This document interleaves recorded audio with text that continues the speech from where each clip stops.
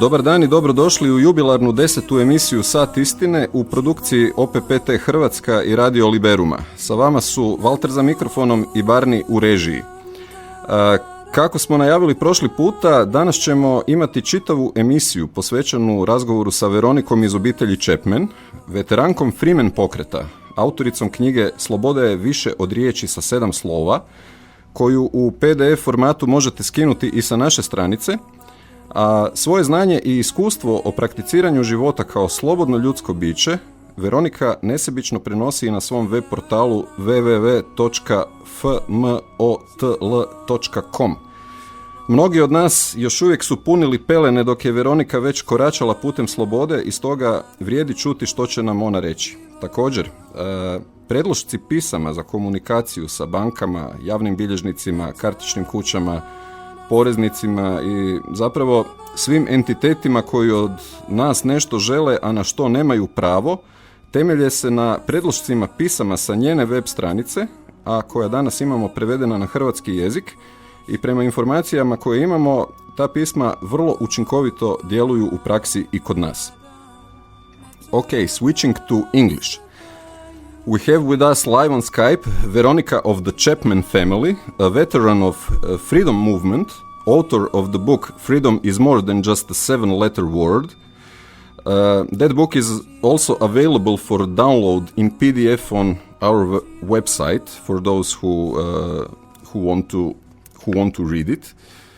Veronica also shares her knowledge and experience on her website www.fmotl.com that contains wealth of extremely important information for those who want to live as free human beings. Many of us were still occupied with filling our diapers in the time Veronica walked the land as a free human being, so this opportunity to hear what she has to say is worth to recognize and open our hearts and ears as wide as we possibly can and listen to what she has to say. What I would also like to mention is that Veronica's website is the origin of template letters, now translated to Croatian language for quite some time, that many people use to communicate with those who make unlawful claims to them, and these people are often unaware that where these letters came from. But today these letters are storming the offices of banks, credit card companies, courts, tax collection agencies, police, public notaries, and many, many more, at least here in Croatia, with a success that cannot be denied in many cases. Veronica also helped me to understand some of the things I was having trouble to comprehend, and she supported me when I first challenged slave master entities, and that was the time when I was thinking that I am all alone in our little, somewhat barbarian country, doing what I was doing, and now I simply cannot stop, and I am quite confident that I will never stop until the end of my days. So she had a great impact on my life, and her support meant a world to me back then, so I thank you for that once again, Veronica, and I welcome you to Croatian OPPT radio show Hour of Truth. Well, thank you very much for having me. I hope. Where is Veronica? Hello? I can hear you now. I hope. I said thank you very much for having me on your show, and I hope you can hear me now. Yes, I can. And also our listeners. Oh, good. Okay, Veronica, I did introduce you briefly, both in Croatian and English, but tell us, how would you introduce yourself if you were in my shoes? Who is Veronica of the Chapman family? Yes, well, as far as I'm concerned, I'm just me. Just to put things in perspective, I better tell your listeners, I should explain to your listeners, who may be thinking that I sound like a man. Well, the reason for that is because I'm a transsexual. So I am actually male, but I've got a female brain. So my sex is male, but my gender is feminine, I hope. What you want to know really is how did I get into all this? I'll be as quick as short as I can. I have always felt from I think about the age of about 6 or 7 that something wasn't right with what I was being told by my parents and the life as I saw it through a child's eyes. And I assumed, like most people, that, I would understand a lot more when I grew up. And I found actually that that's a very common thread amongst people who are involved in what you call the freedom movement. It's one way of putting it. I prefer to call it lawful rebellion. Lawful. Rebellion, but lawful. I find that's very common, a common thread. The point is that the thoughts that I thought while I was a child, I'm 69 in a couple of days' time, and I still think exactly the same thoughts, and I still think the same way. So when I was being called immature when I was young, well, it might be hard to call me immature now, I suppose. Crackers perhaps, or whatever, but not actually immature. I went into a job. I got married. I've had 3 children. I've got 3 offspring. I got married as normal, and I had a job fundamentally as when I left university. I got a job as a computer programmer back in the 1960s, and I worked as a computer programmer all the way through until about 1990. By that time, I was freelance. I couldn't get another job because I was being told I knew too much. So I went and often did other things, and I did other things until at the age of 65 I retired. All the time collecting experiences which I find now absolutely invaluable.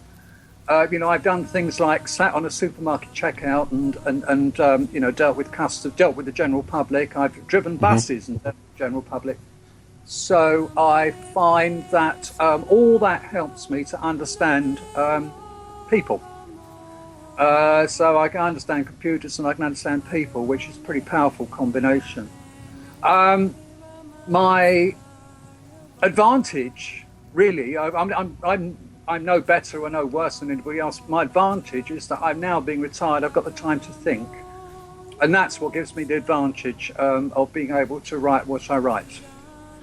That's a description of, I think, who I am. Thank you, Veronica.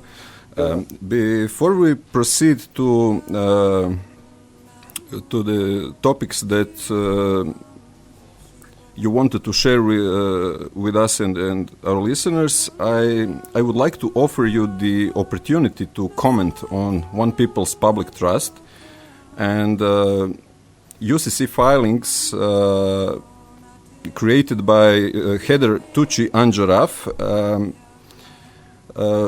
Well, you mentioned both of them, both Heather and OPPT, in one of your emails. I think it was back in March or something like that. Yeah. And it was very colorful. Yeah. And I feel that our listeners should hear not only praises about OPPT, but also to hear what others has to say who look at this One People Public Trust from a very different angle. Please feel free to say anything that you wish to say, because no one will ever be censored on Radio Liberum. No, that's fine. As far as I'm concerned, as far as I understand it, Tuki Anjaraf used effectively the 3-letter process, what we call the 3-letter process, to obtain a situation where she considered that she had an estoppel, what is known in law as an estoppel, because the letters were not rebutted. And on that basis, she thinks that everything is foreclosed upon and so on. Well, I don't know if you've noticed, but it doesn't look like everything is being foreclosed on to me. When I look out and I see the same things going on day after day after day. The fact of the matter is that we discovered the three-letter process way back when we first started Lawful Rebellion, and we tried it out. And it does sometimes work. It's absolutely correct that it does. It should work every single time. And if the people we were dealing with were honourable, then it would work every single time. And I have no, that's not a problem. The problem is that we don't deal with people who have any honour. They can't afford to have any honour because, hopefully we'll come on to it, because of what they are. Or hopefully we'll come on to that in this interview. They just ignore, and I don't know what percentage I would say, probably about 30% of the time they don't ignore it, but 70% of the time they do. We discovered that, and so we started looking at other ways to attack to rebel lawfully. And that's why I don't think the OPT thing really makes much difference to anything. But there is one other thing which I did say to you recently in an email. When I wrote my book I can't remember, it's chapter 14. I can't remember what chapter it is now, because don't forget the book's in a second edition now. The PDF that you have up on your website is like edition 0. It's even before I actually published the first edition. There are bits that aren't in it, and there is even more bits by the second edition, which is the edition that's currently available via Amazon and so on. But in that, I think it was about chapter 14, I wrote my very cunning two-stage plan for freedom. And the first thing I wrote was that you are free because you say you are free, because I wrote, no one else will tell you. And then I wrote the second stage of freedom is you then have to make sure that everybody understands that 24 hours a day, 7 days a week, and so on. And then I went on to say that both of those things are actually very, very hard to do. So you have to concentrate on them. But had I realized that Heather would come out and tell everybody they were free, I would have actually written it in a slightly different way. I would have said, you are free because you say you are free, because if anyone else tries to tell you, they don't have the right to tell you. The only person that can tell you that you are free is you. I can't tell you you're free, and neither can Heather.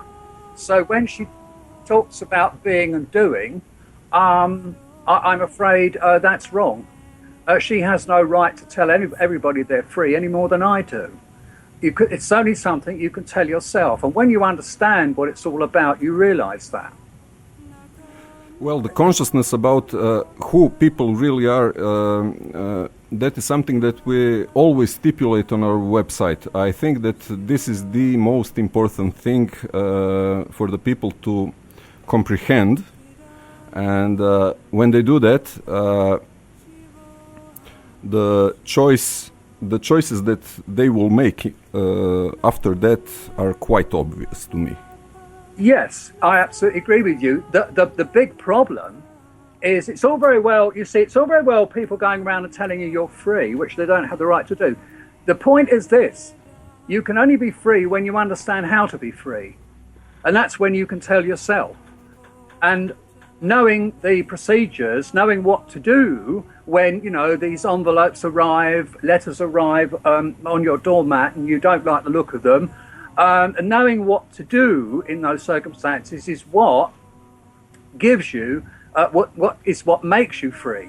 And it's only when, I believe you emailed me and you said you were just about to click on a link on a website to pay a bill, and then to pay a demand, and then it flashed in your mind, I'm free because I say I'm free, and you didn't click that link, and you started. Yes, I couldn't force my finger down to the enter button. That's the point.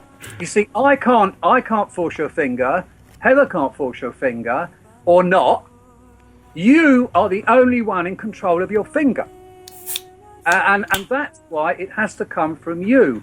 And one of the biggest problems that we've always had from the beginning from way back, from the beginning, is this idea that we can look to someone else to save us or to tell us what to do. And the whole point is that every single human being it comes complete with all the knowledge of knowing what to do. We call it common sense in English. I don't know. You must have a phrase for it. Yes, we do. It's zdrav razum. Yeah. Okay. That is where it comes from.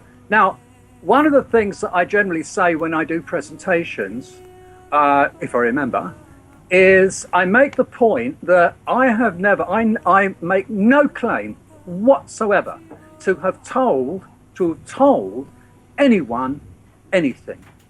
I make no claim to have given anyone any information, for the very simple reason that all I've ever done is to remind them of what they already knew, which is why the general reaction to me saying something is usually, not always, but usually, it's, oh, yes, that's obvious. Oh, why didn't I think of that? Now, when you've got that reaction, which is completely different to a reaction which would be, oh, really? I would never have thought of that. Yeah. You understand the difference between the two reactions? And when... Very different. Sorry? Very different reaction, yeah. Very different, which is why when they go, oh, yes, that's obvious, it's because they knew it. They actually knew it already, and all I did was remind them. It had been suppressed into their subconscious by brainwashing, generally, by the media, by your parents, by the environment you grew up in, who, you know, I'm not criticizing your parents because they were as brainwashed as anybody. Yeah. But what happens is that I will say things and people go, oh my goodness me, yeah, that's obvious. And that's because they already knew it. Yeah. So that's where it's got to come from. It's got to come from you. It can't come from anywhere else. Yeah. Yeah? Okay, understood, and I believe that the listeners also did understand. Okay, Well, that's all about OPPT in this radio show, and thank you for sharing your thoughts about OPPT. I think it's quite valuable to hear an opinion from somebody that has been walking this walk for quite some time. So let us proceed further. You mentioned your the three-letter process, you know, and on your website you have template letters offered there. Yes, and they're there because, as I say, they work for some of the time. Yeah. It may very well be that they're working more in Croatia because I don't know. Your people may be more stunned receiving them than over here. I don't know. You see, the other thing is we have been doing it now for I started in 2008, 2009, Mm-hmm. and you've also got to understand that there is a British outlook, arrogant. People in Britain are very, very arrogant, and so consequently their reaction might not be quite the same as people in other countries who maybe are not as arrogant. I don't honestly know. There have got to be variations due to various cultures and various histories, but I do know that, you know, I'm English, so I know English people pretty well. I know British people pretty well, and I know that the English and the British are very arrogant people, incredibly. So you know, when they get the letters, their reaction will be, "How dare you write to me? I'm going to put it in the bin, or I'm just going to file it, and you know, I'm not going to do anything about it." Mm-hmm. So it might be that you get more success elsewhere in the world. Now, I honestly don't know that because I only really know about... Okay, but the foundations are the same. So I would like you to explain why is it so important that we follow that process when we deal with certain entities? I have to say I don't follow that process any longer. Okay. Okay. I haven't followed that process for quite a while myself because the success rate I found was very limited personally. So the way I do it these days is to say, well, I'm not really interested in all that anymore. I just basically write back and say, fuck off. I mean, literally. I've told us. That is the language they understand, I guess. I find actually that if you write back something like I did to one of them, I said, I don't give you domain over my sovereignty, so fuck off. And that's all I wrote. And I never heard from it again. And that's not the only example. The people who collect the taxes, the main taxes on income, wrote to me and said, you have to tell us, give us your mobile phone number and a landline phone number and an email address. Mm-hmm. So I wrote back to them saying, well, if you can show me a contract that I actually signed with my signature to say that I am obligated to, I've agreed an obligation to do that, I said, fine, I will do that. And then I put at the end, however, if you can't, you can fuck off. And that was 2 years ago, and I've not heard another word. Well, actually, I did hear another word. I got a letter the other day offering me about, I don't know what it would be in your currency. It's about £400 in my currency. I've been offered a £400 tax coming back to me. Okay. Which I will probably not collect because I don't really, I don't want to be involved with them. But that's been the result. So I also told a solicitor. I don't know again how this will translate into Croatian, but I also had a letter from a solicitor at one point, and I just wrote back and said, if you're going to get involved in this, you must be a mentally retarded wanker. I do literally write things and put them in and post them off. I never heard from him again, and that was 2 or 3 years ago. So you would advise to people to be creative, right? No, I do not advise other people to do this.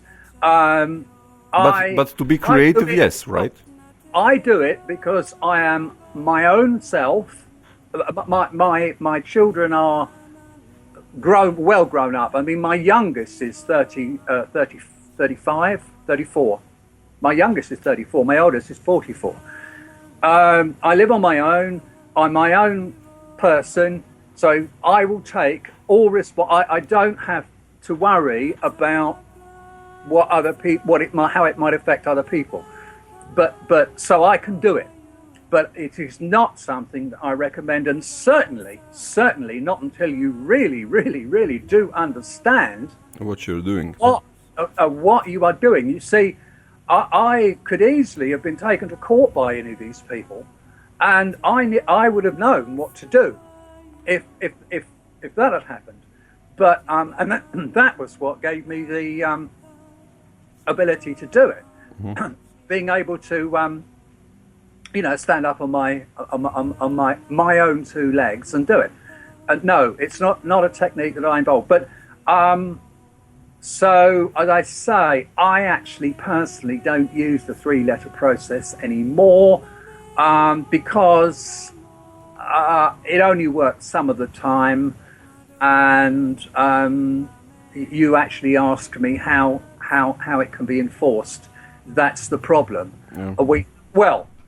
We have found ways of enforcing things. We have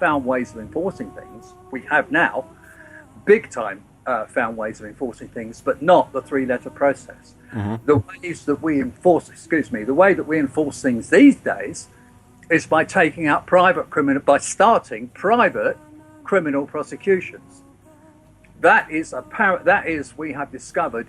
Well, that is the direction that we are starting to discover by ourselves, because you need to carry on discovering that, and everybody needs to carry on discovering that.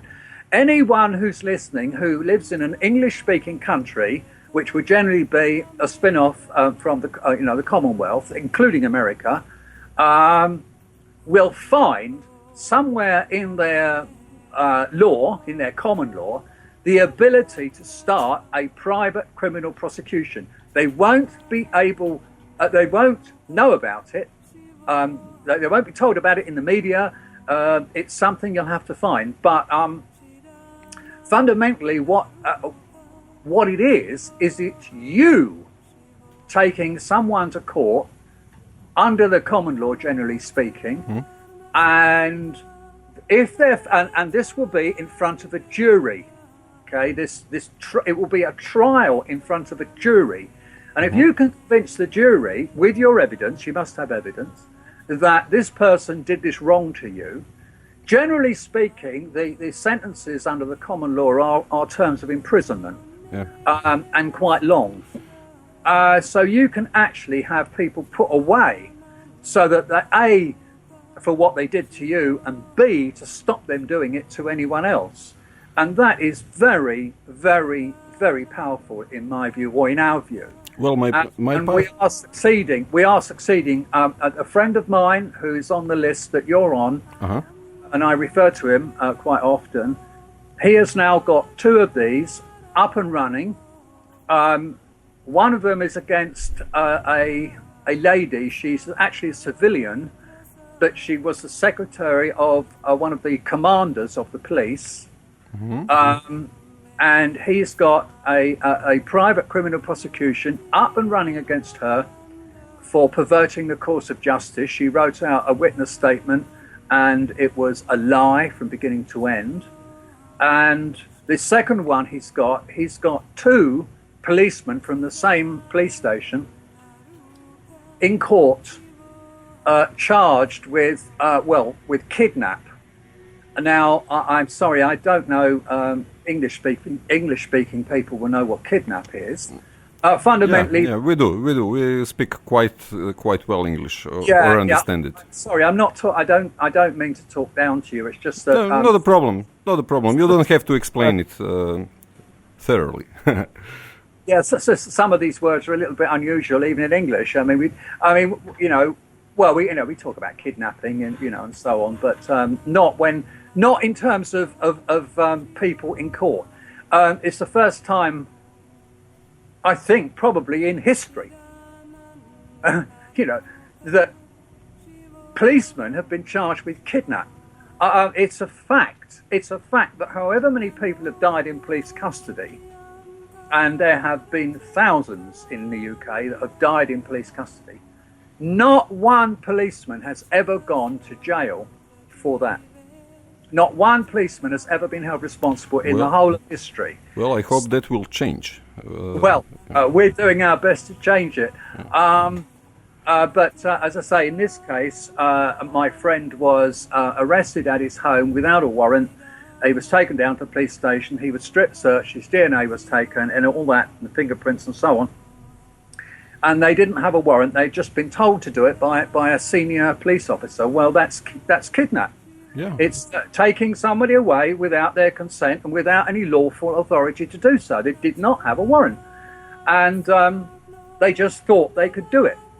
And that's actually the state of the police in this country. Although our police are not armed, generally speaking, although actually if you go into the centre of London, you will find policemen standing around looking like a household cat, really. You know how household cats sort of sit up and just sit there and look at you. Well, this is how they are, but they're cradling a semi-automatic rifle in their arms. But this is actually around Parliament in London, although not all the time, and also perhaps airports when there's a false flag that creates a state of emergency and all that. But generally speaking, and if they've got to attend where they think that someone's got a gun, they will arm themselves. Yeah. But generally speaking, they're not armed, but they're still thugs. Quite brutal. I mean, they do have tasers, they do have pepper sprays, and they do have truncheons. So they are quite well armed, and they're not afraid to use these things. So it's not, it's not all sweetness and light, that's for sure. But so that is the thing to enforce, and that's the thing, the private criminal prosecution. You don't expect the state to do it. You do it yourself. And there is a mechanism. You've always had that right. You've always had that right.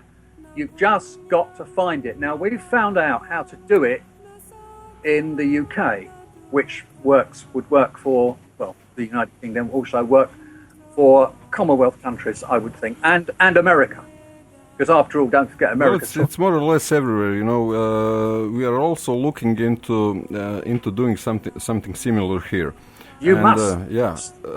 I guess that the experience and knowledge will eventually lead us to that way. Okay, tell me, Veronica. One of my first questions to you when I started to use these letters on your website, and I did it without knowledge, you know, and I just decided to do it because that was the only way to find out is that just another conspiracy theory or does it really work? I had to test it on my own skin, you know.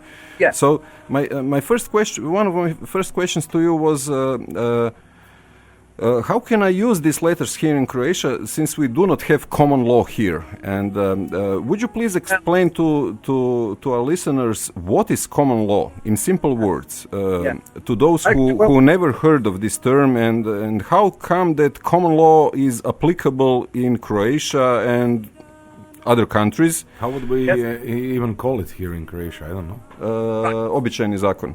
Okay. And how can we use it or enforce it? Okay, right. First of all, before I answer that question, which I'm quite happy to do, first of all, let me say that using the templated letters, which, by the way, I'm sorry, I must tell you, I'm not actually the author of myself. Well, basically, I took, templated letters. Excuse me. Not a problem. I took various letters that I'd found and, to some extent, translated them into for the UK. But I also, with someone else, we picked them to pieces. Excuse me, and I wrote some software which will kind of piece them back together in a different way, so that they could adjust for circumstances. So yes, I did do that, but I'm not actually the author of them. But I suppose you could say I'm one of the sources of them. Your question is, what is the common law? Yeah. And why is it applicable in Croatia and everywhere else? Everywhere else. And the answer is very simple: because everyone is human. So it's applicable where human beings exist. What is the common law? Well, first of all, it's not written down anywhere. It can't be, because it is so big, it is infinite. And the reason why it's infinite is because it is applicable to every individual circumstance uniquely. Now, it is actually no more than common sense. That is the common law. It's the common sense of a jury of 12 human beings that makes the common law for a particular situation, a trial, by virtue of their verdict. Because it was realized way back in English history, back in 1215, when the Magna Carta was written, that to expect a king or a judge or even a bench of judges or bench of magistrates or officials of any kind to work out what's right and what's wrong is not reliable. It leads to corruption, it leads to tyranny. And the only way that we need to have some kind of law to rein in the nasty people. But the only way that we can do that, they reckoned, and this has stood the test of time, because we still have juries of 12 in this country. They're trying to get rid of them, very much so, because they don't like them. But we are trying to, make them more than they are. That's what we're trying to do. So in general, only 12 impartial human beings are capable of making a judgment by virtue of their common sense. Now, every human being has got common sense. We've all got it. And that's the only way we could come to justice. What the jury is supposed to do, it's supposed to listen to the situation. It's supposed to say, well, in my opinion, because it comes down to opinion, that person didn't do anything wrong, or in my opinion, that person was well out of order.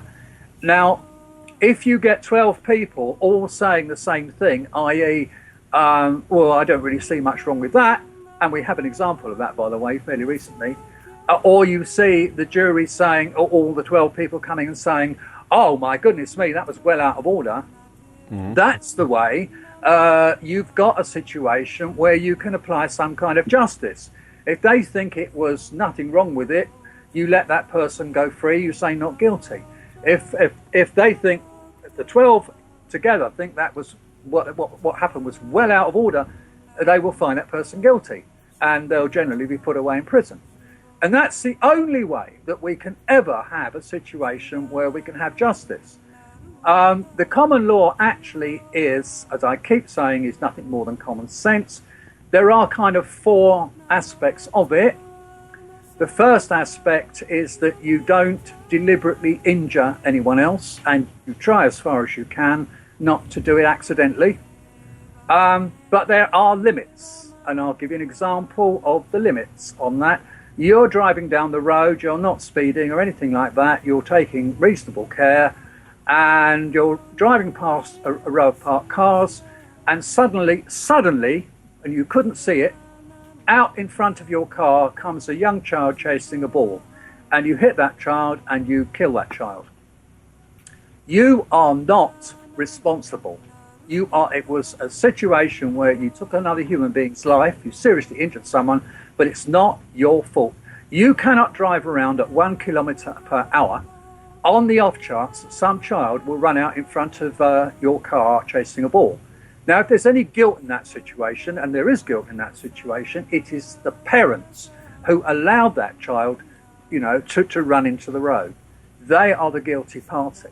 So there's an example. You can't, you don't injure someone deliberately, you don't do it by accident, but there are limits as to how you might do it by accident. Okay, that's the first aspect. What is the second? The second is that you don't cause anyone loss. You don't steal. You don't do it deliberately. You don't even do it by accident. But again, you have to be reasonable. For example, if you're walking in a field and in a hedge, you see a €100 note and you have no idea who it belongs to, you could take it into the local police station as lost property. I can assure you that if you do that these days, they will stick to it.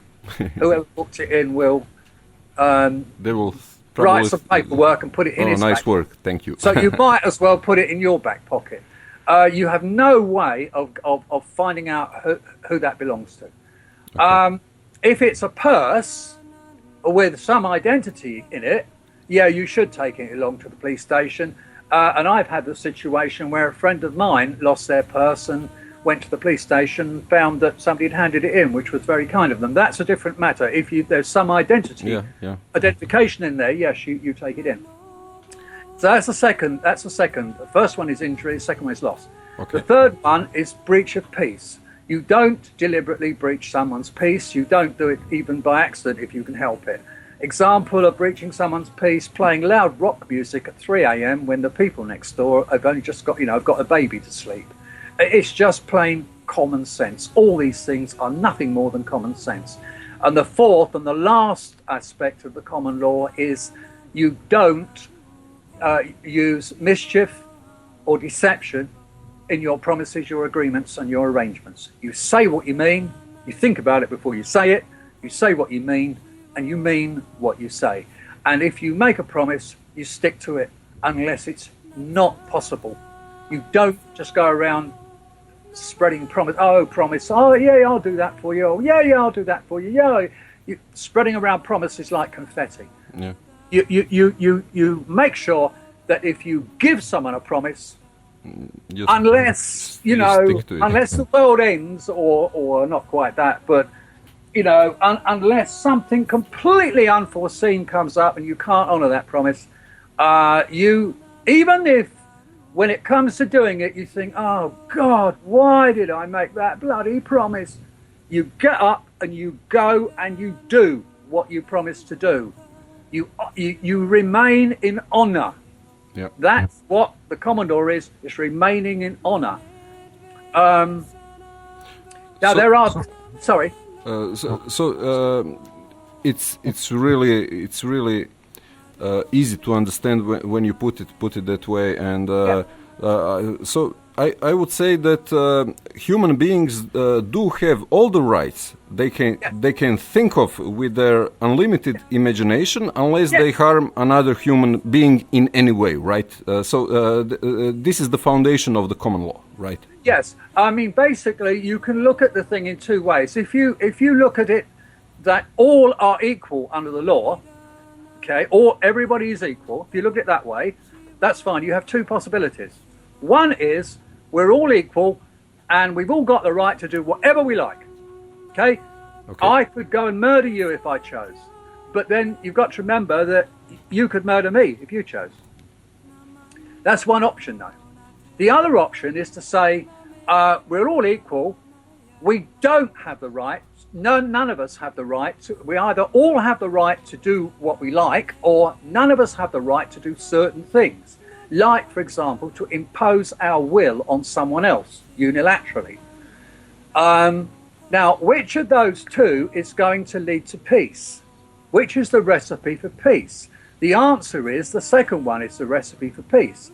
If I realise that I don't have the right to go around upsetting people, and if everybody else realises that they don't have the right to deliberately go around upsetting me, then we will live in peace. Common sense. It's just common sense. So it's a case of realising what your rights are, which very much comes on to our latest thinking, which I'm sure you know about, which is that government, any government that's ever been, any government in the world, ignores that aspect. They think that they can impose their will on the population. And if you think about it, there is no way that they could ever have been granted that right. Not ever, not any government ever. They could never have been granted the right. For the very simple, the right to impose their will upon anyone else. The very simple reason that no one has that right, so they can't give it to a member of parliament or a member of Congress. Yep. They can't donate it, and never could have and never will have. So every single government that's ever existed must be completely immoral when they decide to impose whatever they decide to impose upon us. I'm talking about your national government, I'm talking about local government, I'm talking about the European Union, and so on. None of these have any right whatsoever. They could not have ever gained it, even by people voting for them, because the people who vote for them didn't have that right to give them. Okay. No one has the right, do they? Absolutely. Not under the recipe for peace. Yeah. Veronica, let's continue this talk about rights after a short music break. Okay. Welcome back to the Hour of Truth. We have with us Veronica of the Chapman family, and in the first part we talk about we mentioned rights. So Veronica, when we talk about rights that we have, can you point us to one of the rights that may look simple and not very significant, but the right that carries a certain weight when we deal with various institutions? Yeah, I think I know the one you're talking about. So when you're arrested in an English-speaking country, the policeman is supposed to caution you, and the first thing that he says is you are not obliged to say anything. Then he goes on to say, but anything you do say may be taken down, etc., etc., etc. Now, this is even if he thinks you've committed murder or whatever, it doesn't make any difference to what he's arresting you for. He will say that, and then of course he will completely forget that he'd said that, so that when he starts to question you, he will expect you to answer, and he'll tell you you've got to make a statement. Well, having told you you're not obliged to say anything, all he's doing is repeating the truth, which you should know anyway, and that is that you control your mouth, you control your limbs, so you can decide to make a signature or write something or not, and you can decide to say something or not. And it's very important to remember that you have the right to silence, the right to remain silent. You don't have to talk to anyone you don't want to talk to. You don't have to write anything that you don't choose to write. And that is a simple right that people tend to forget. Now, it is perfectly true to say that the situation is very intimidating when this is happening to you. And they leverage that intimidation, they sort of lay it on really thick by carrying on by saying, but anything you do say may be taken down and may use in evidence and so on. They also these days in England, in the UK, will carry on by saying, and if you don't, a jury may infer guilt if you don't speak now. They have absolutely no right to intimidate you like that. You have the right to silence. Now, the point is this: you must use it. You must use that right all the time. The situation these days is that if you open your mouth, you may be accused of something and you had absolutely nothing to do with it, nothing whatsoever. And you think to yourself, oh, if I explain where I was and what I was doing and I can prove that I was with somebody and I'll have an alibi, it'll be all right. If I explain it, the policeman will realise that it's not me that they want. No. Do not ever make that fatal mistake. They will have a quota that they have to fulfill, and somehow they will fulfill it. And if they need to use your body to fulfill it, they will. They will. So Bastards. You do not give them anything. And there is actually a video up on YouTube where you have a copper who's actually an active, he was active at the time. He was still a policeman, American, but he was still a policeman and a solicitor, both saying the same thing. Never, ever talk to the police. Basically, I saw that video, and it was quite educational, I must say. Yes, indeed it is. And it's true. It's absolutely true. And I've got friends and, friends here who can attest to the truth of it. Because they went in, they didn't listen to what I was saying, and they went in and they thought, no, I can sort this out. It's nothing to do with me. I'll give you an example in a second. I'll sort it out, and the next thing you know is that they're accused of something else. Like I have a friend who was pushed, and in being pushed, he sort of raised his arm to balance himself. Yeah. As one does, you've got to move your body weight so you don't fall over. And they asked him what happened, and he said, well, yes, I raised my arm to counterbalance myself in a sort of a defensive movement. So they wrote in their witness statement, the police wrote in their witness statement, he said he was acting in self-defense. Now, acting in self-defense is actually quite provocative, because self-defense can actually mean you hit someone, or you actually even shot them, or you stab them to stop them attacking you. You do actually have that right. We all have that right. It's a common sense and common law right of self-defense. And we can use whatever force you need. That is actually your right. But you start referring to a simple matter of changing the weight of your body so that you remain upright to self-defense. In people's minds, it sounds much more like you went back at someone. Yeah. And they are very, very good at doing that because they're so stupid, and they won't. But well, they're stupid, they're thugs, and they don't really listen properly anyway. and they don't really have the intelligence to listen. Well, certainly not in the UK. And I don't think, I've seen a lot of stuff from all over the world on YouTube, and I would say that the police are the same all over the world, fundamentally. I can confirm that. Sorry? I can confirm that. Yes, they're just morons. And also Barney. Barney was in jail. There's nuts in uniform, generally speaking. Now, there are one or two, and it is really only one or two.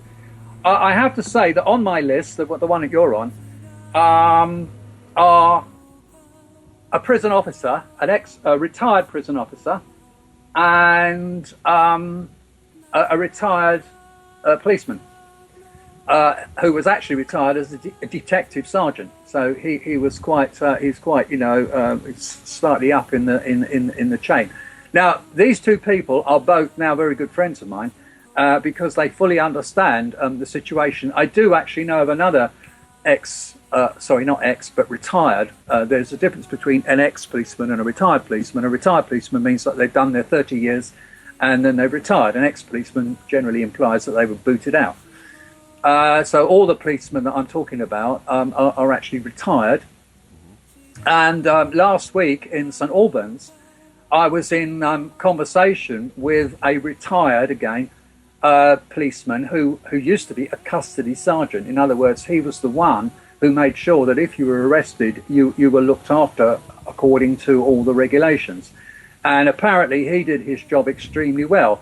And when people were brought in without any sort of reason for bringing them in, but just because the constable decided to arrest someone, he would generally just let them go. And he got into a lot of trouble with his superiors for doing that.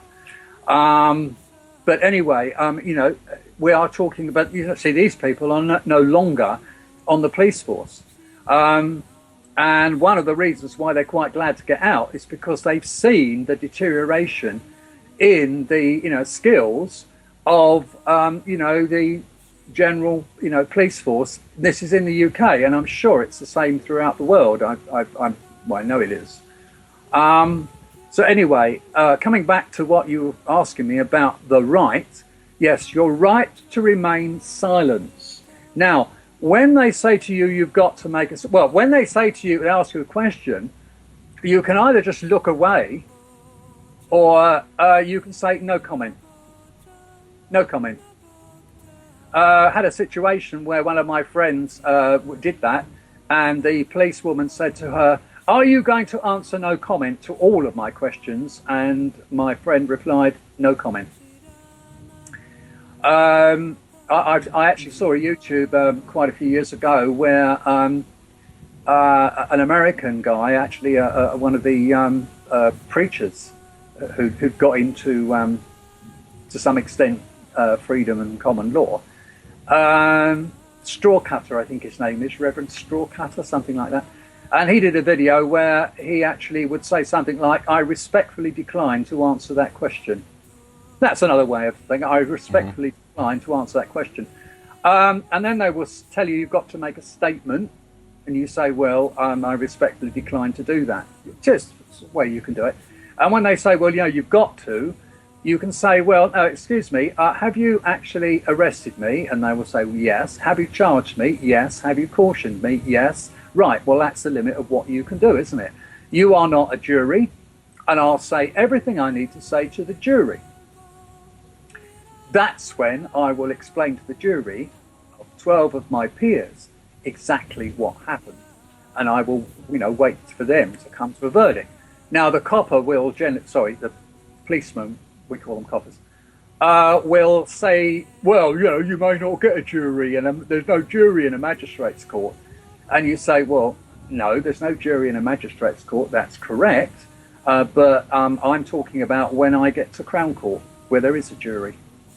And he will go something like, "Well, you won't get to Crown Court." And you say, "Oh, yes, I will. And I'll have you on the witness stand, and I'll be questioning you." So, because when the copper is on the witness stand, you can be the one asking him questions, and he'll be under penalty of perjury, which means that if he lies and you can prove it, he's in real serious trouble. Once we can come back, I mean, the system won't prosecute him for that. The judge won't prosecute him for lying for perjury. But we come back to the private criminal prosecution that you can then start based on a transcript of what happened in court where he lied and you proved it. You can use that, and that is brilliant evidence. That is 100%, or that's 24 karat gold evidence because it was a transcript of a court. Mm-hmm. But you can use that as evidence, and you can then start a private criminal prosecution against him for perjury. And so that's the thing. So he's fucked, right? I beg your pardon? He's fucked. Oh, well and truly, I would say, yes. And that's the way to do it. You've got to find out how in your society you can start the prosecution yourself as your right. Trust me, Veronica, we are exploring that as we speak. Right. Okay. Don't let's talk about common law. Let's talk about common sense. It's a common sense right that you have in a civilized society to create some kind of remedy for someone who has wronged you, has committed a wrong against you, and lying in court is a wrong. Brutalizing you when they had no need to is a wrong. Arresting you without a reasonable cause for doing that is a wrong, and so on and so on and so on. And you must be. I would be amazed. Perhaps in communist countries, which you are no longer communist country. That is also questionable. Well, yeah. Yes. Oh, yes, it is. Yeah. Well, okay, in a purely communist... Well, okay, in a Stalin-dominated communist country, sure, you wouldn't have any rights at all. In a Mao Zedong-dominated communist country, you certainly wouldn't have any rights at all, that's for sure. Yeah. Okay, Veronica, tell us your views on current words that describe society as a free. For example, when one says, "I am free because I live in a democracy and I have a right to vote," what is the real truth? What is a democracy? Is the democracy actually a reign of free people because they go to elections and vote for certain people? Yeah. I would argue that it's nothing remotely like the truth.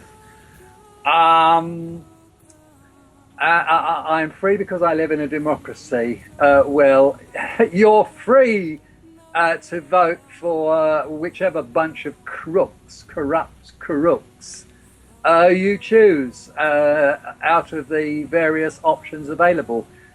But the point is that even voting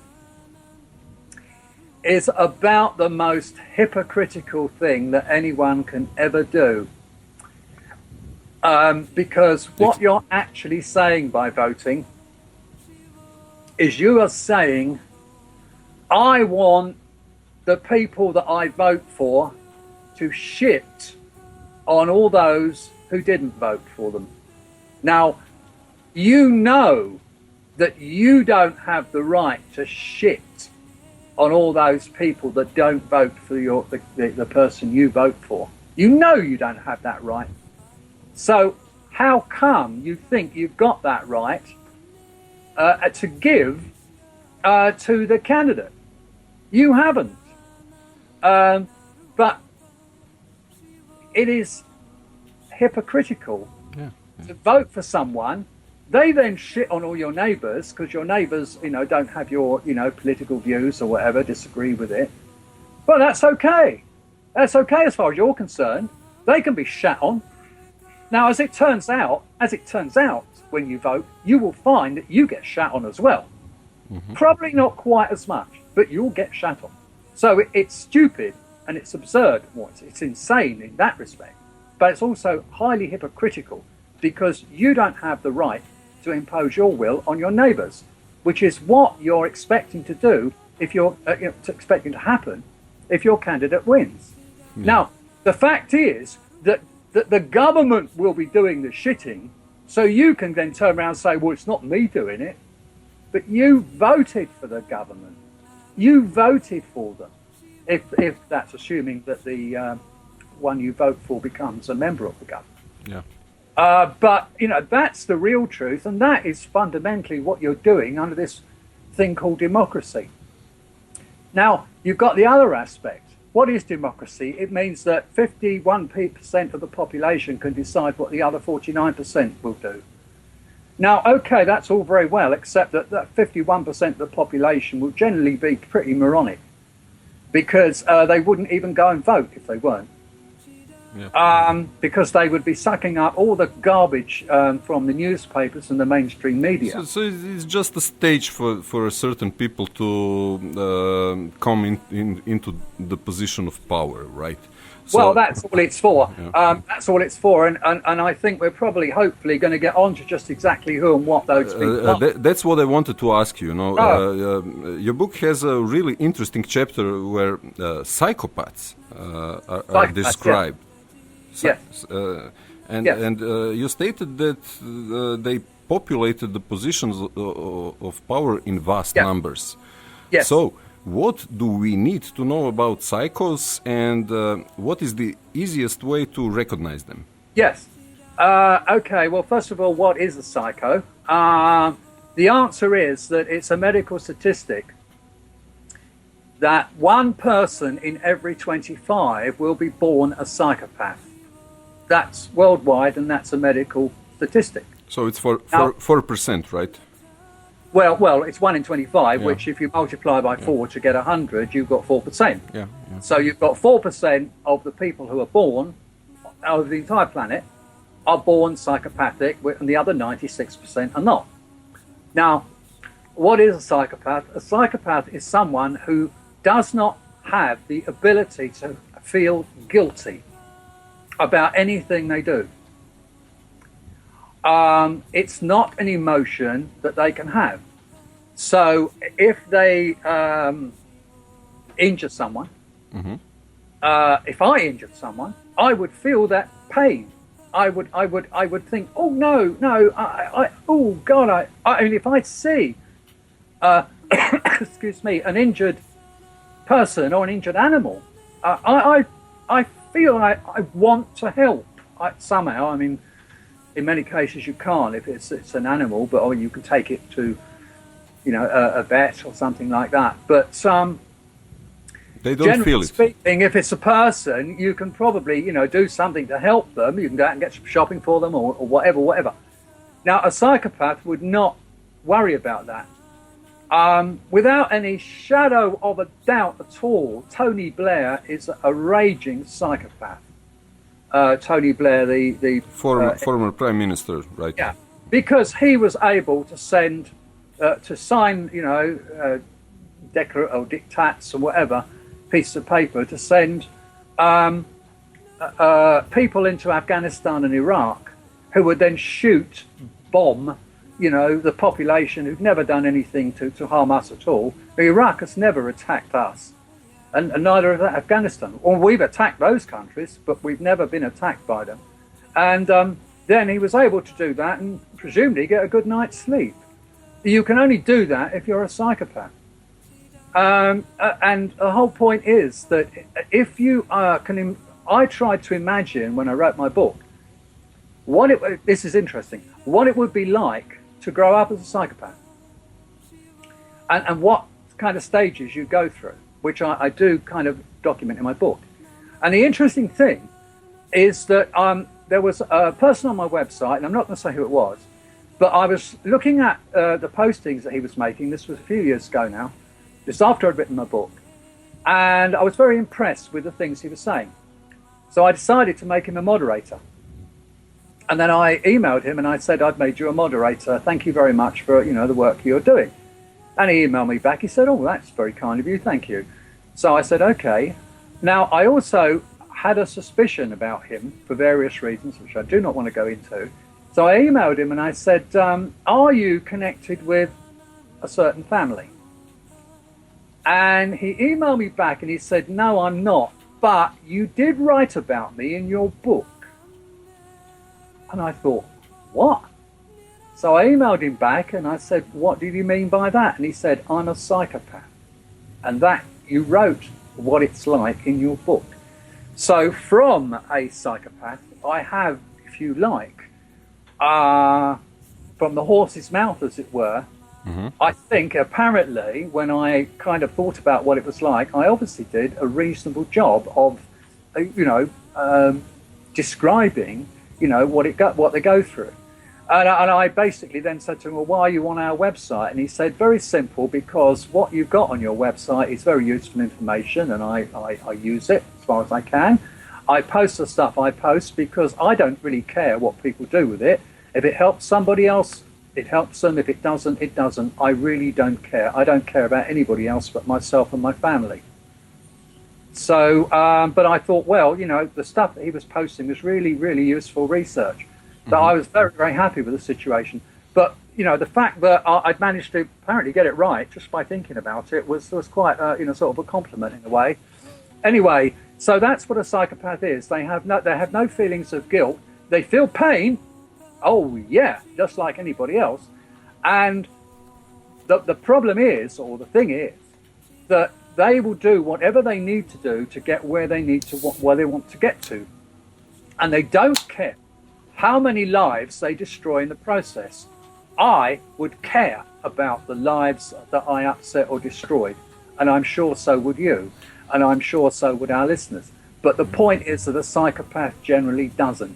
So they are completely unrestrained, except for getting caught.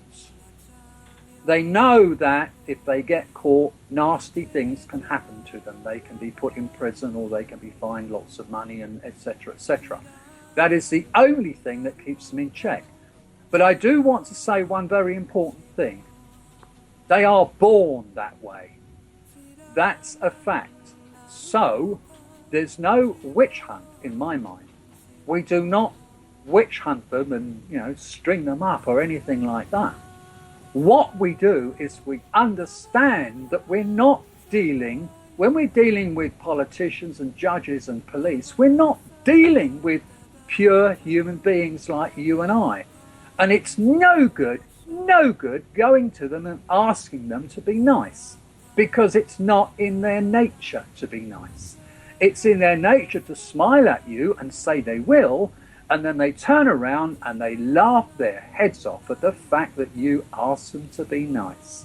And what they will do actually is that they will pretend, and they will put on a show, and they will screw you because they consider you're too stupid. They consider you deserve it. You deserve to be screwed. And we have to understand that that's the way they think. And what we have to do is fundamentally not to witch hunt them, not to hang them up and string them from lampposts, but find out ways. Certainly don't ever go to them and ask them for anything. Find out ways of making sure that they can't function as control freaks. Okay. But tell me, how is it possible then that these positions of power in corporate, financial and government circles are infected with so many psychos in numbers that exceeds this average 4%? Well, I don't know if it does exceed the average 4%. In terms of those people who've actually got some power. You see, again, I wrote this in my book. One of the easy ways that they can make, say, even a non-psychopath do what they're told, is to come out with, you do rely on me for your job. You know that, don't you? Don't forget it. Now that's a very powerful thing to say to someone who isn't necessarily a psychopath and doesn't really like doing what they've been asked to do. Those are the people that are having trouble when they try to shave themselves in the morning, right?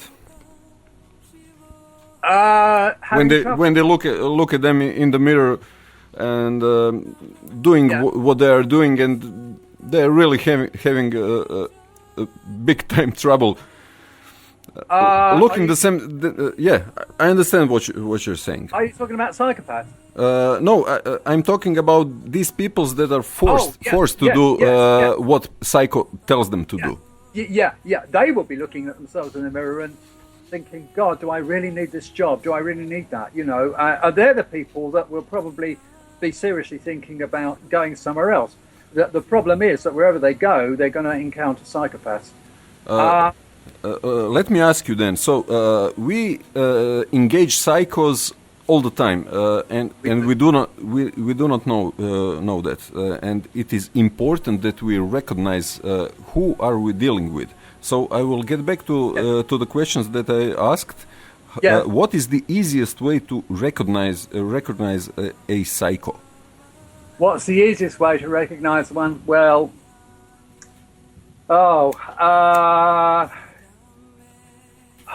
that is a very, very good question. I mean, I must admit, I don't really know if I can answer that one easily. It's a case of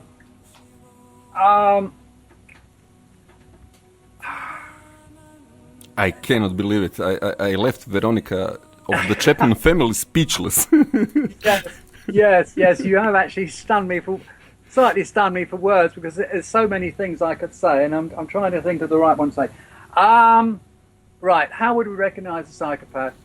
By what they do, and by what they say. For example, if they say, "Oh, it's dog eat dog," that's society. Well, that would be a psychopath talking.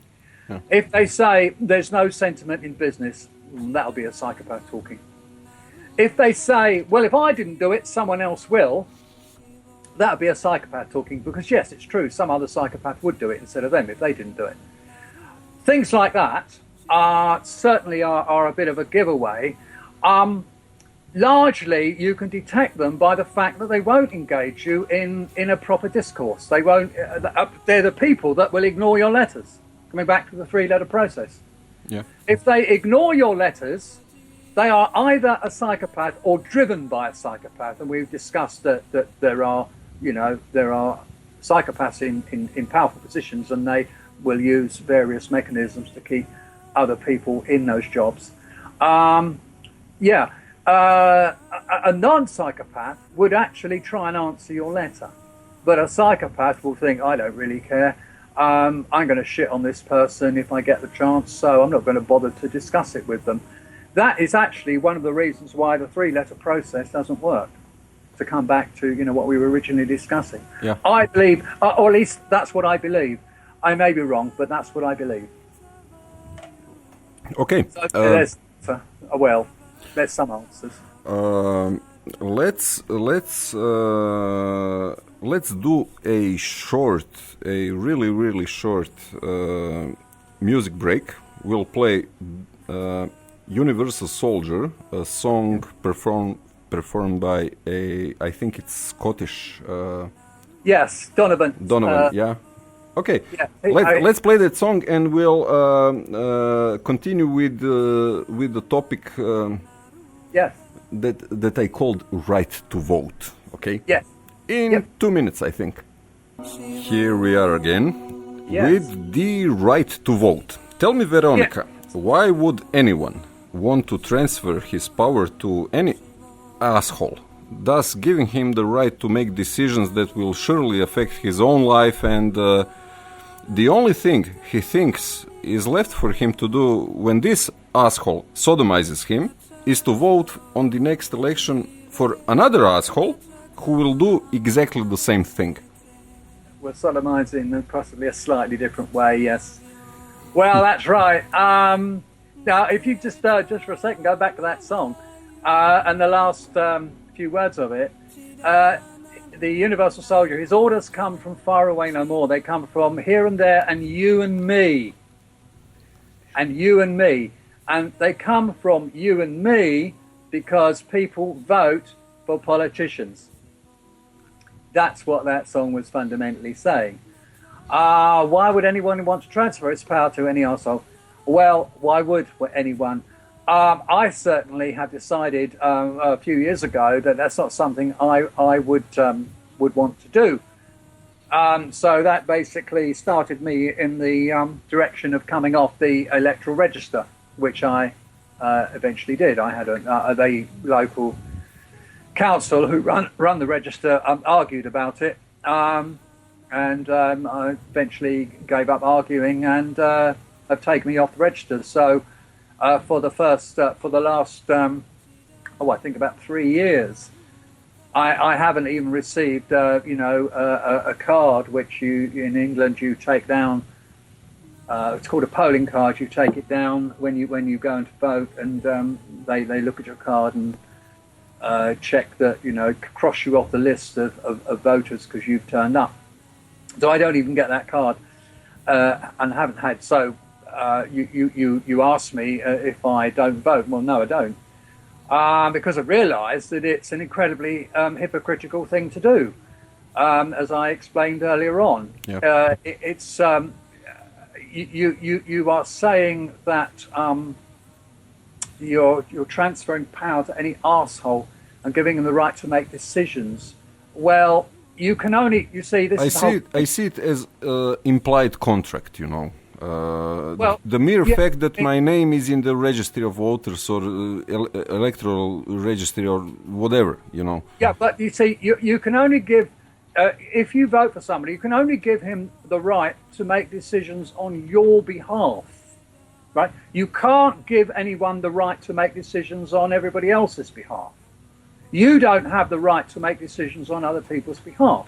You only have the right to make decisions on your behalf, of course. You have the right to speak for yourself, of course. And those are rights that you can donate.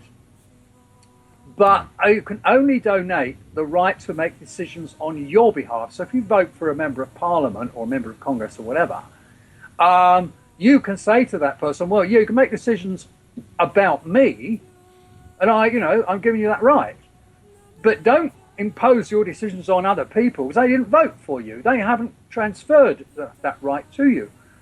And what would be the point of someone making decisions or just simply on your behalf, or if you will, on behalf of those who turned up and put an X against his name? Well, they are saying we are making decisions for the people because they gave us on the elections, That's what they say, but then you ask them, when did the people give it to you? And they say, well, they gave it to me through the ballot box. So we've come round in a full circle. Yes, some people gave you some rights in a ballot box, but an awful lot of people didn't. So what right do you have to impose your will upon all those people who did not vote for you?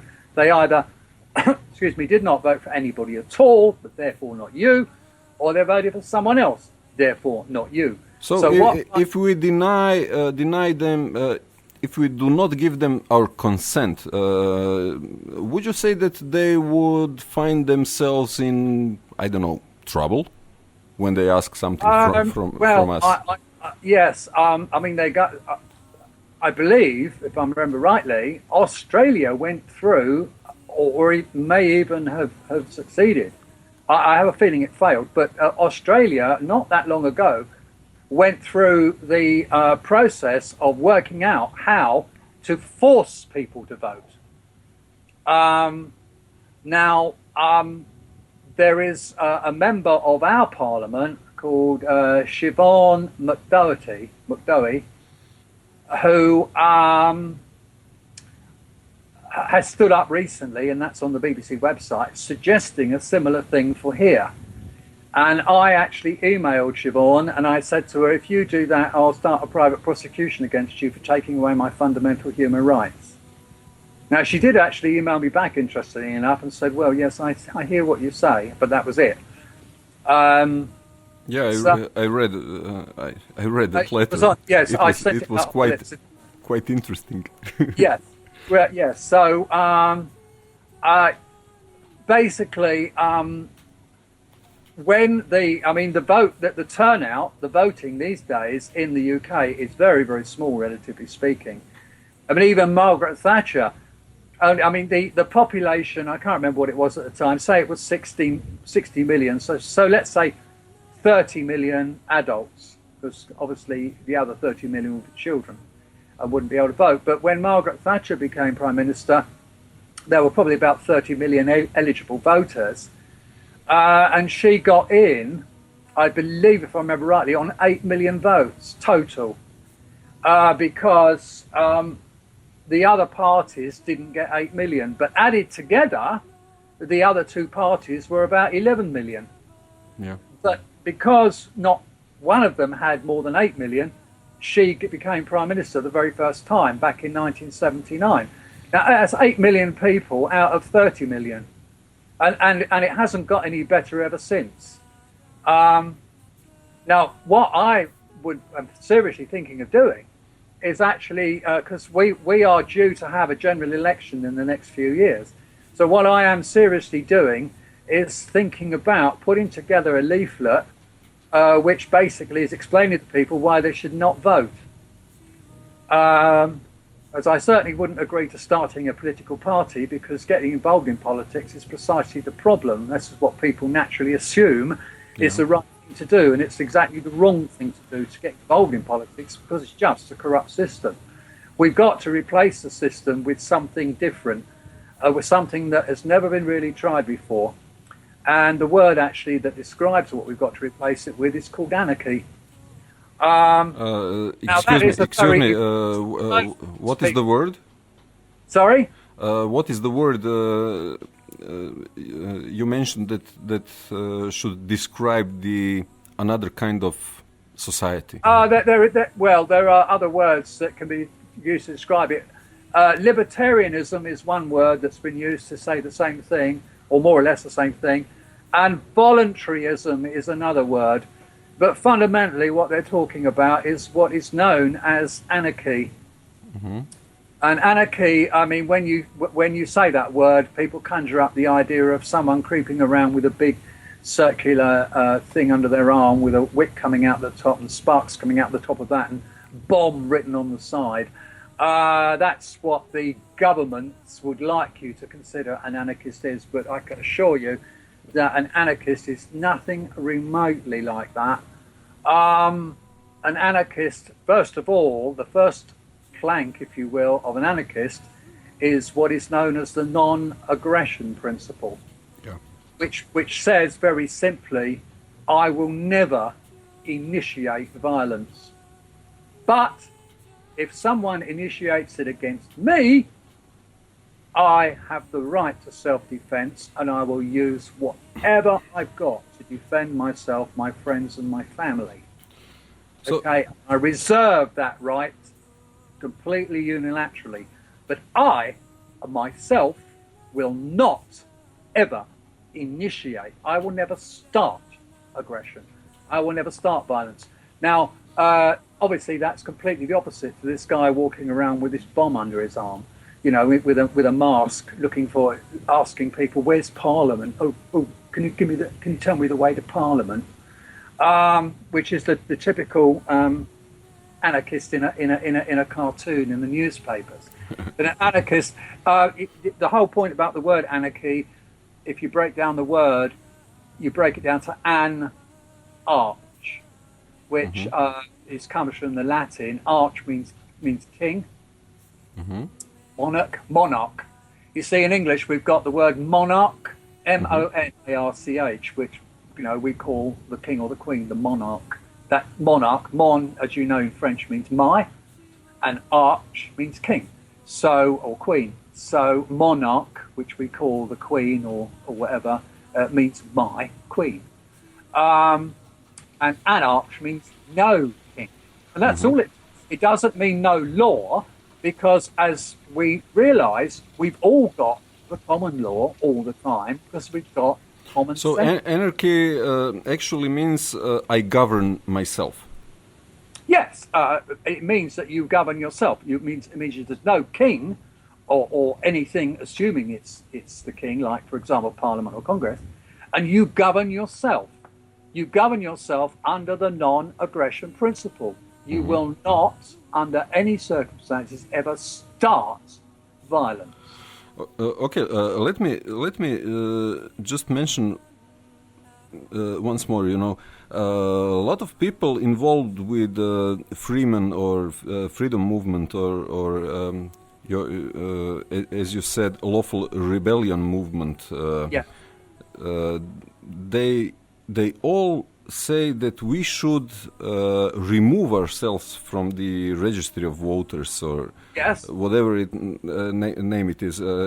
Dean Clifford, who was our guest in our 5th show, Yes. also mentioned that it is really important, but we didn't go deep into the thing. So, what would you say, in simple words, why is it so important that we remove ourselves from this registry of voters? Okay, well, fine. Basically, you remove yourself from the register. You do not vote because fundamentally you don't give them your support for becoming a government, because a government must,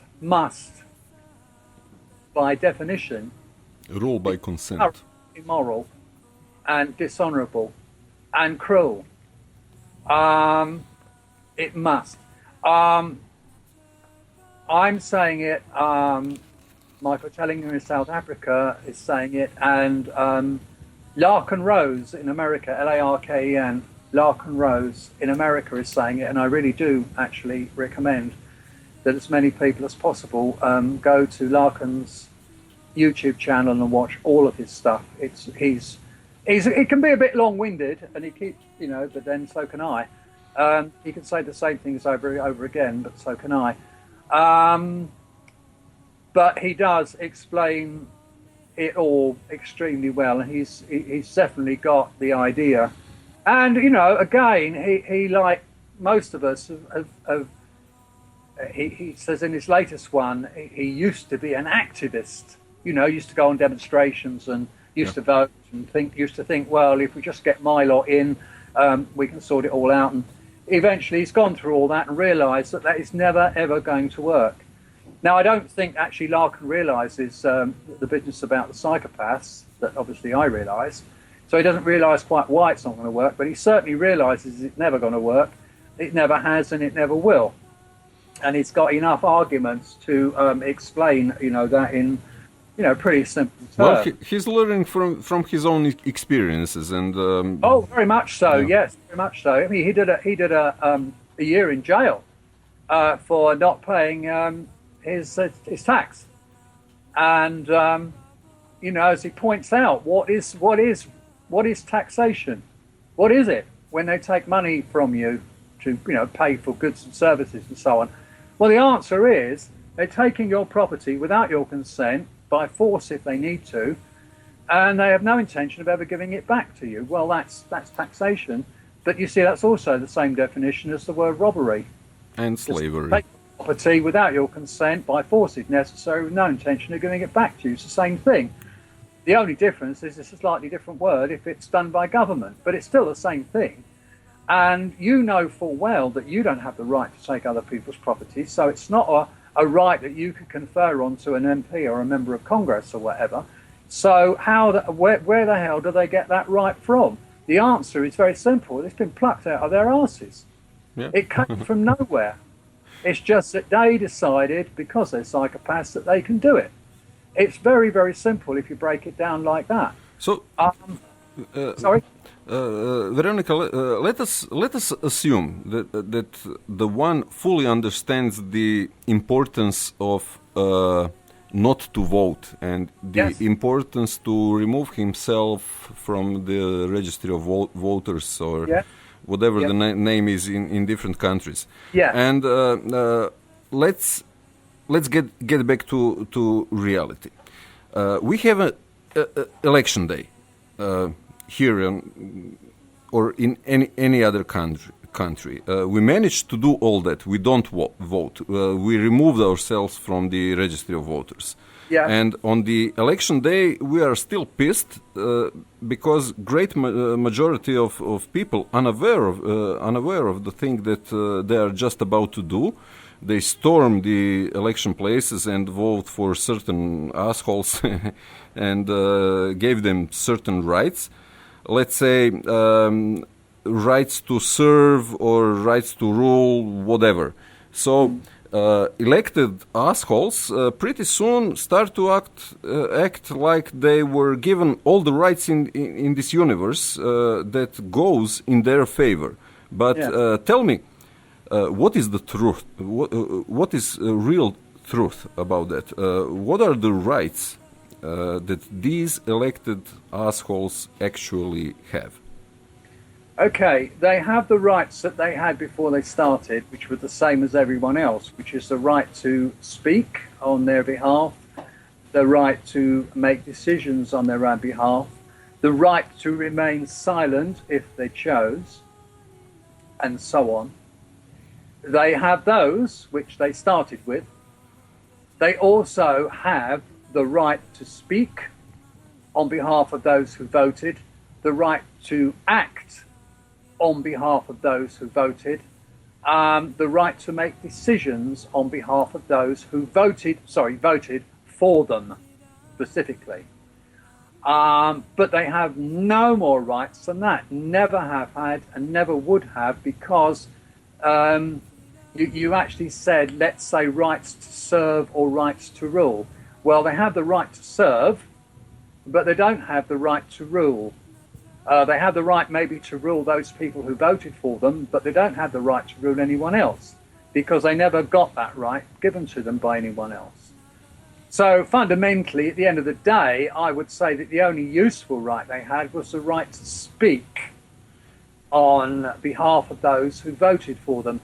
And by speaking, perhaps, if they're, well spoken and can speak well, they might be able to persuade other people. In other words, by saying what they say, other people's minds might be changed. If they hear someone, an MP or a member of Congress, speaking some sense, people might go, "Oh yes, I agree with that." But that's it. End of it. I agree with that, and that's it. What they don't have the right to do ever is to make any kind of law, which they don't do anyway. They make statutes, yeah. Statutes are not law. And they don't have the right to impose those statutes on anyone who didn't vote for them. So those are the rights that they have actually are really very little more than the rights they actually started out with. The right to speak and the right to make decisions on their own behalf. And that's a fact, because the right to rule, no one has ever been born with the right to rule anyone else. So it must have been acquired at some point during some person's life, the right to rule, the right to have some kind of authority. Okay. But who could it have come from? Who could it have come from? Everyone, no one is born with those rights. So where could it have come from? The only possible answer is out of their arseholes. They plucked it out of their backsides at some point. It's self-assumed. And we all know that people who assume their own importance are not actually important at all. They're actually, there's a better word to describe them, and it's called bully in English. Mm-hmm. They're arrogant, bullying thugs, and that's all. But coming back to psychopaths, that's what they do. And we need to recognize that, and we need to know that we can't discuss it with them, we can't argue with them, we can't reason with them.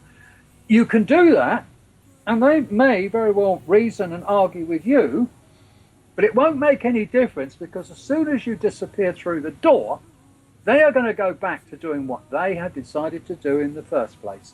And all your reasoning and argument goes out the window. They're not going to be nice to you. Okay, so tell me, how do we deal with our alleged governments when the fact is that, they have guns, they have dogs, they have police, they have tanks, they have airplanes, they have cruise missiles, they have battleships, they have courts, they have practically everything under their control, and they always want more from the people. What is our weapon? What is our weapon that we can use to beat their vast resources in order to remain free? Yes. Okay. Well, they only tend to use cruise missiles on the Pentagon. on days like September the 11th. They don't tend to use cruise missiles on us, but they are apparently using drones on us. And they certainly have guns, dogs, police, tanks, airplanes, and tasers, and pepper sprays, and all kinds of truncheons, and all kinds of weapons. What is the weapon that we can use to beat them? First of all, one of the weapons is not to tell them anything.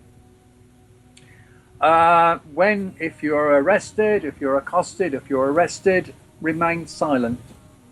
You can say, I respectfully decline to answer your questions, or you can say no comment. Now that's one thing you can do. That means that you will not give them any evidence. Now what they won't worry about that. They will say, okay, fine, well, we're going to put you on police bail.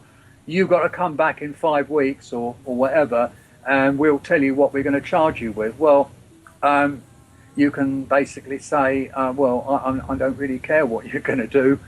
I'm not going to say anything. And then they will say, well, you have to sign this to accept bail. And you say, no, I'm not signing it. Now, I know somebody that's done that. And I've done that myself, by the way, way back, before I even got anywhere near the freedom movement. And back in the early 90s, I was offered a bail, which I wouldn't sign.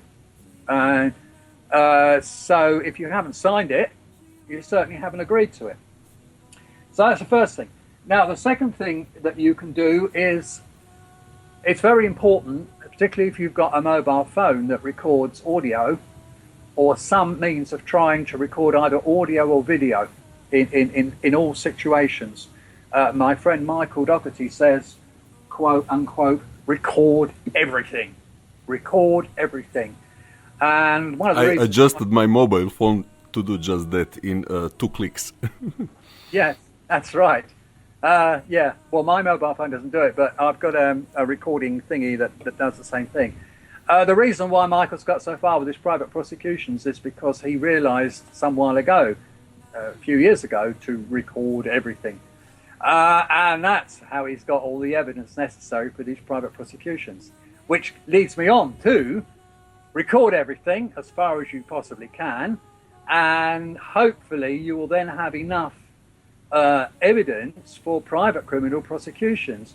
And also, if you get together with other people and support them if they've got enough evidence for a private criminal prosecution. Now, I know this is what you might call small, but every little effort counts. Yes, it does. You see, fundamentally, the fact that my friend has got 2 coppers in court for kidnap has gone round the police force. We know.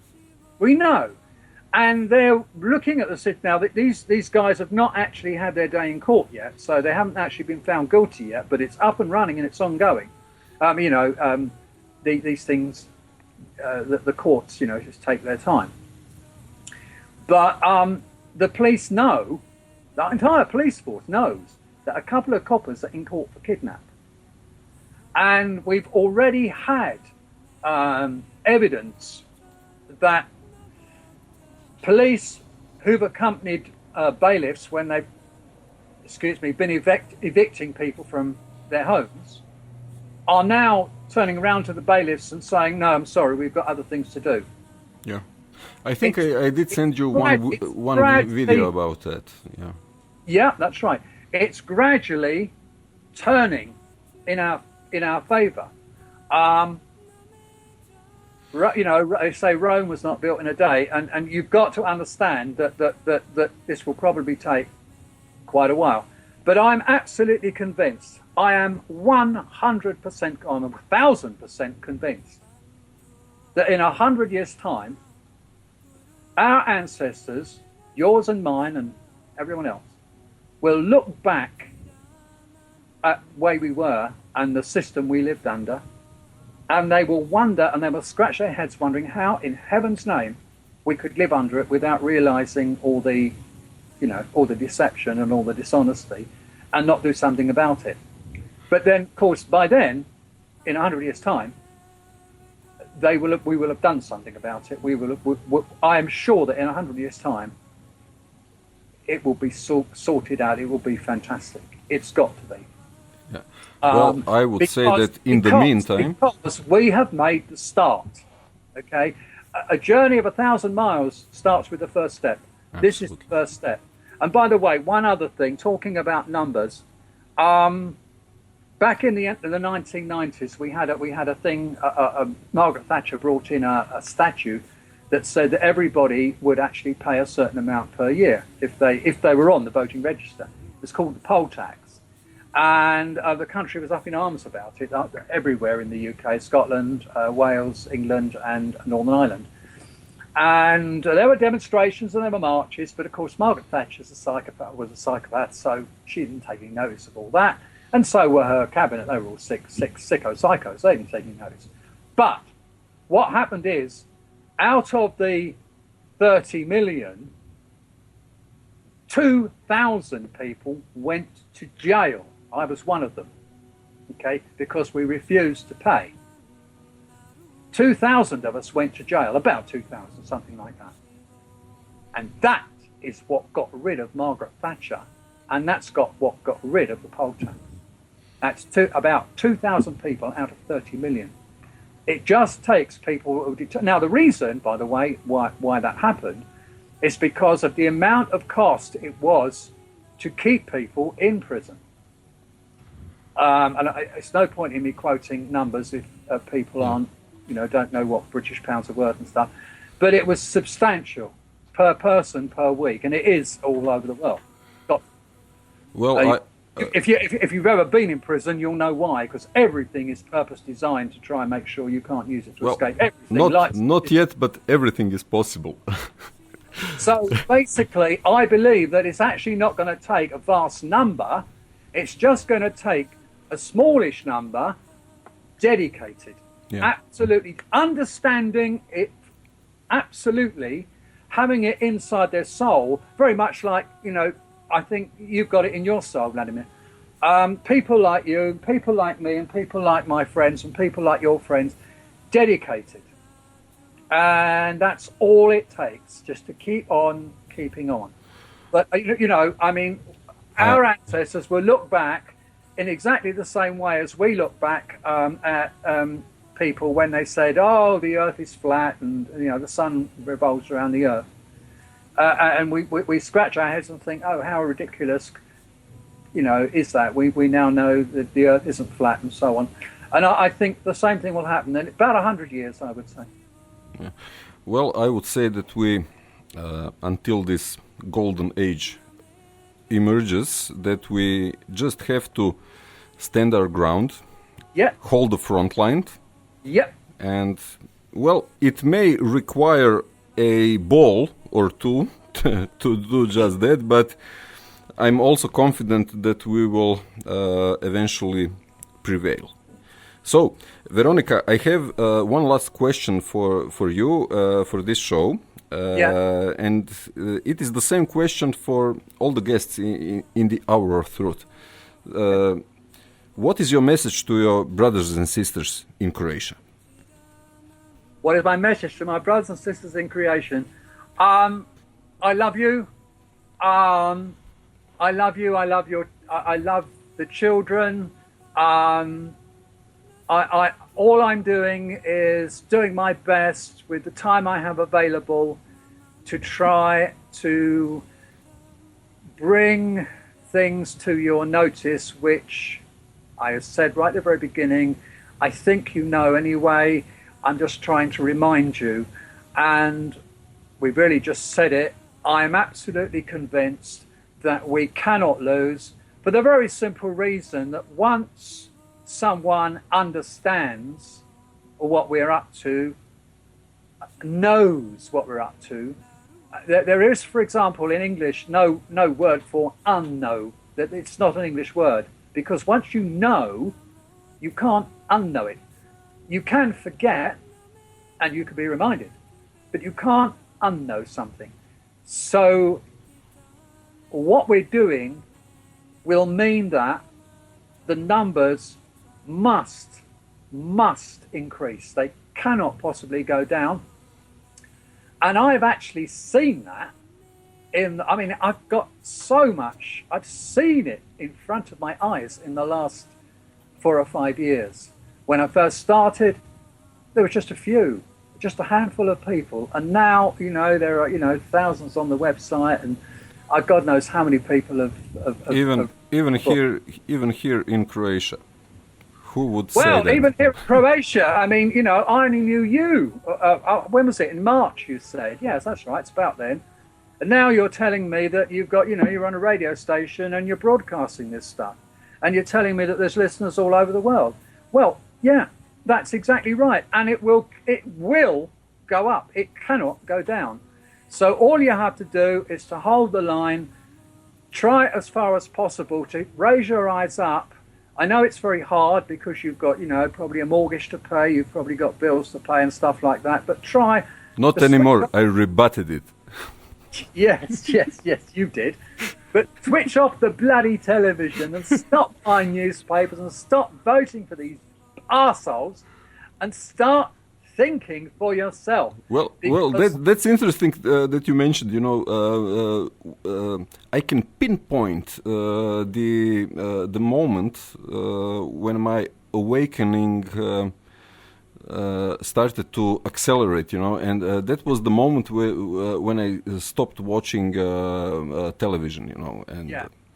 Well, I mean, I haven't watched television for probably about 15 or 16 years. I mean, I've seen bits and pieces at other people's houses, but I haven't got a television. I don't need a television. We've got especially now that we've got the internet. Well, of course, I do watch football. Yeah, well, if I had a television, I'd probably watch a little bit of football, a bit. But I certainly can't watch the England team. I mean, I just, feel like going out and cutting my throat when I see them play. But, I wouldn't mind watching a bit of, Arsenal or Liverpool, or Manchester United. But no, I can manage without that. I spend all my time collecting information, thinking about it, and as you know, writing out, emails and so on with my, dubious thoughts. But my message is keep on keeping on, because we must do it for our children. Okay, Veronica, can I share some information that you told me that you are preparing quite an interesting project with the courthouse that you rented? We are in the process of renting a courthouse while the people are on holiday. There is a courthouse to rent in Hereford, and we're in the process of renting it for a day, and we're going to shoot some videos in it of. I've done some scripts of what each person will say, and the idea fundamentally is to show people how to rebut everything in a courthouse. Excellent, and I really look forward to see these videos. Doing it, I look forward to doing it because it'll be quite interesting and be quite a lot. It will be authentic, right? It will be authentic because it will actually take place in a real courtroom. Yes. Excellent, Veronica. Let me just announce one other thing. We, for our listeners, of course, we arranged a series of, I will give myself the right to call them educational interviews with Veronica, maybe every 3 or 4 weeks or whatever time allows us to do. And we will target a specific topic. We covered a lot of things today, but for example, we will cover courts or money system and something like that in details. We can do that. Yeah, and it could be quite interesting and educational for all of you who want to learn how to live as a free human being. Well, yes, I hope, I think so, I believe so, and I'm quite happy to do that, yes. Well, Veronica, sorry for the interruption, I was just sipping a little bit of beer. Thank you very much for joining us in our 10th. This was number 10, Hour of Truth. Uh-huh. Small jubilee, and I'm really honored that you decided to share your thoughts and experiences with us. And until the next time, thank you very much, and stay tuned because we will play in a couple of seconds one of your favorite songs. Okay, well, let me just say thank you for having me, and I'm honored to be on your show. Thank you very much, Veronica. Until the next time. Bye-bye. Bye.